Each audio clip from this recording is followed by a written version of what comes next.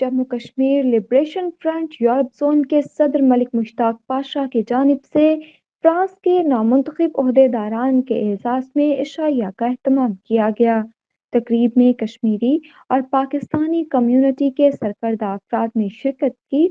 صدر Europe zone Jammu Kashmir liberation front Malik Mushtaq Pasha نے نئی تنظیم کو مبارکباد پیش کرتے ہوئے کہا کہ امید ہے کہ یہ نئی تنظیم کشمیر کی آزادی کے لیے اپنی جدوجہد جاری رکھے گی۔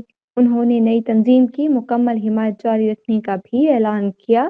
Jammu Kashmir liberation front France کے نامنتخب صدر عمران بٹ نے یورپ زون کی پوری ٹیم کا شکریہ ادا کرتے ہوئے کہا کہ وہ کوشش کریں گے کہ اپنے فرائض منصبی کو دیانتداری سے سر انجام دیں۔ Jammu Kashmir liberation front France کے جنرل سیکریٹری راجہ گلفام نے تمام دوستوں کا شکریہ ادا کرتے ہوئے کہا کہ وہ اعتماد کرنے پر یورپ اور فرانس کی تنظیم کے شکر گزار ہیں۔ ممتاز کشمیری رہنما ملک ممتاز نے نامنتخب عہدیداران کو مبارکباد دیتے ہوئے امید ظاہر کی کہ نئے لوگ کشمیر کی جدوجہد آزادی میں اپنا فعال کردار ادا کریں گے۔